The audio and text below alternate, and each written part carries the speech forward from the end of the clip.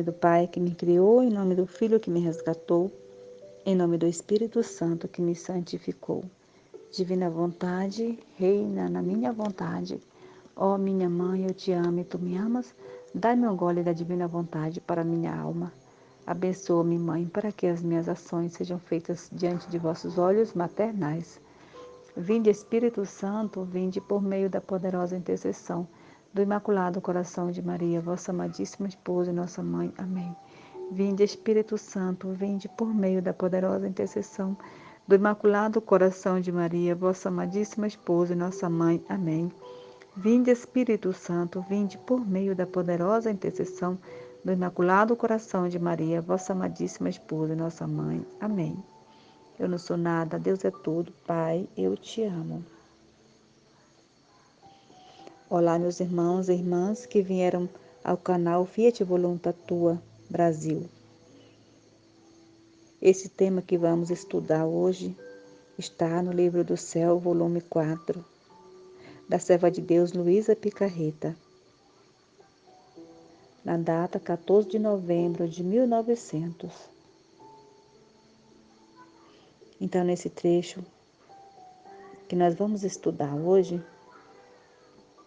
ele está falando de que Jesus, ele transporta Luísa para fora, né, e pediu consolo para Luísa de suas penas. E a gente fica pensando como pode Jesus, né?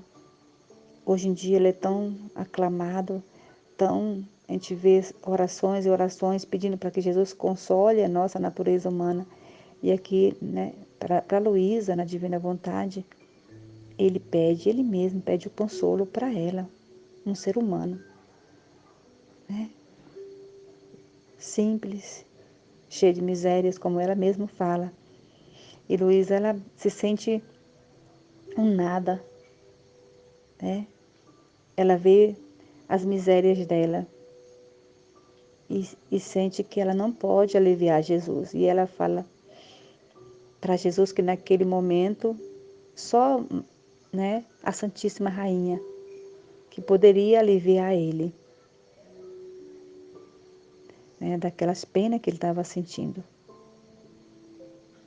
Porque ela não sente capaz de aliviar Jesus, né? Naquele momento, ela sabe que Jesus está necessitado desse alívio, né? E Nossa Senhora, ela vem imediatamente, né? É como assim uma comunicação interligadas, né? Um no outro, e ela vem, Nossa Senhora. E é interessante que Jesus podia muito bem ir diretamente para a mãe dele, pedir: mãe, me consola, mãe, eu estou precisando, me alivia dessas penas. Mas Jesus, ele quer necessitar, né, de Luísa, e veio para ela, pedir para ela. E é ela que indica a mãe, fala: não, eu não tô conseguindo, eu não vou conseguir, eu tô me sentindo miserável, né? Mas nossa rainha, nossa mãe santíssima, ela sim pode te aliviar. E Luísa faz essa ponte. É interessante a gente ficar observando que Jesus poderia muito bem ir diretamente para a mãe, e ele vem diretamente para Luísa, e a Luísa faz essa ponte entre Jesus e Maria e Jesus, né? E é interessante que ela fala assim: Jesus sente a necessidade de um alívio. Dá-lhe teu docíssimo leite para que fique aliviado. Então a Luísa fala isso para a mãezinha, né? Para Maria. Então nossa amadíssima mãe lhe deu o seu leite e meu amado Jesus ficou todo aliviado, né? É muito assim impressionante a gente observar a divina vontade, como Jesus ele trabalha em nós, né? Como ele trabalhou em Luísa, E assim Ele também trabalha em nós, porque Ele quer ter essa comunicação conosco, né? Ele quer fazer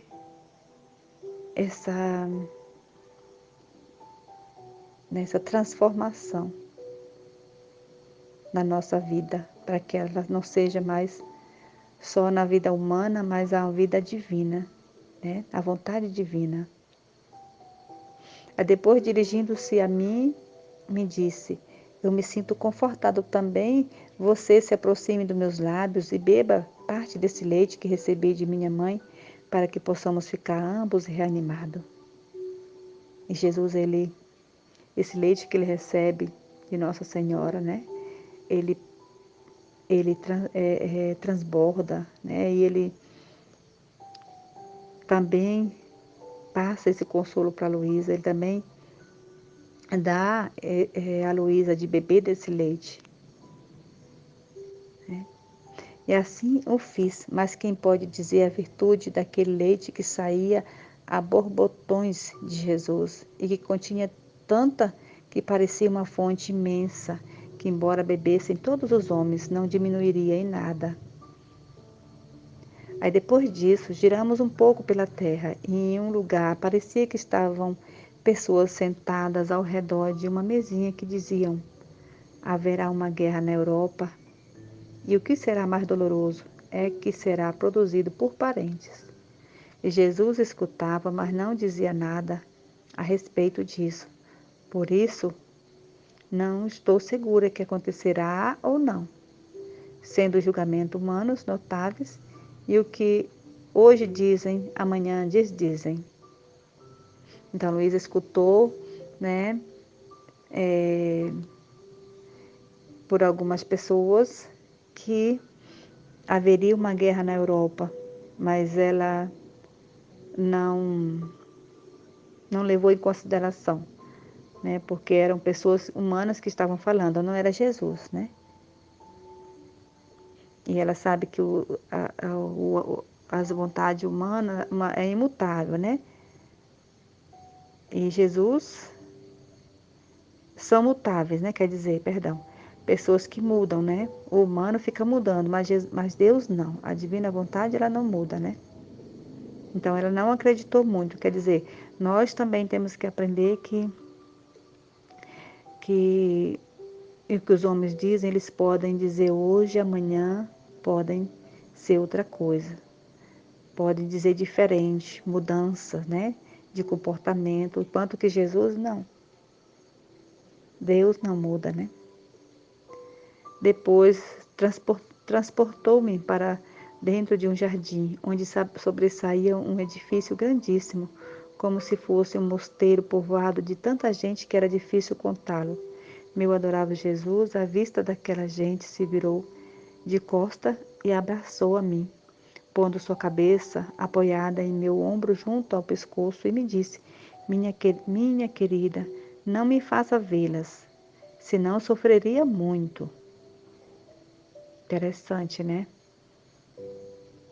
Jesus, ele abraçar a Luísa e não querer ver aquelas pessoas, né? Vamos ver o que tem aqui pela frente. Também eu o abracei e, aproximando-me de uma dessas almas, disse: ao menos diga-me quem são.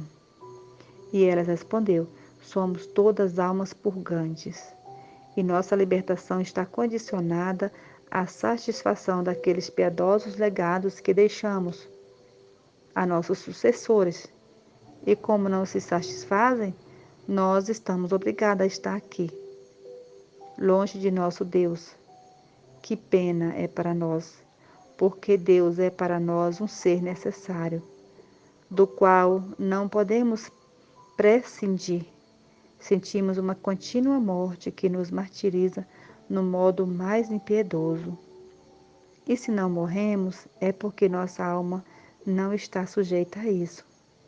Assim que, sofredores como estamos, sendo privados de um objeto de uma forma toda a nossa vida, imploramos a Deus que faça sentir aos mortais uma mínima parte de nossas penas.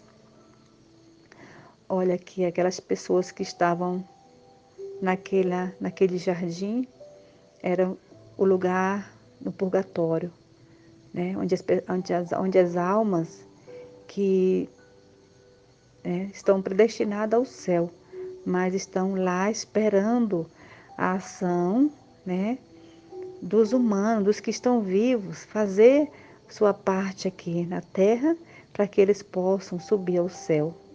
Elas estão necessitadas. Então, as almas do purgatório, elas precisam das nossas orações, elas precisam, né, que nós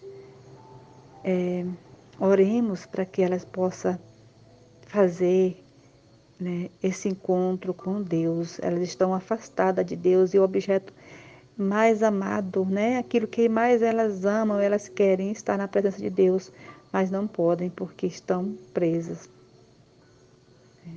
estão se purgando ainda. Continuando aqui, privando-se do que é necessário à manutenção da vida corporal, a fim de que aprendam por sua própria conta como é doloroso estar privado do que é absolutamente necessário. Então elas também estão rogando a Deus, né? Rogando a Deus em oração para que as pessoas aqui na Terra sejam privados de algumas coisas, tipo assim, que tenham a sua parte, façam a sua parte aqui na conversão, de mudança de vida, né? Porque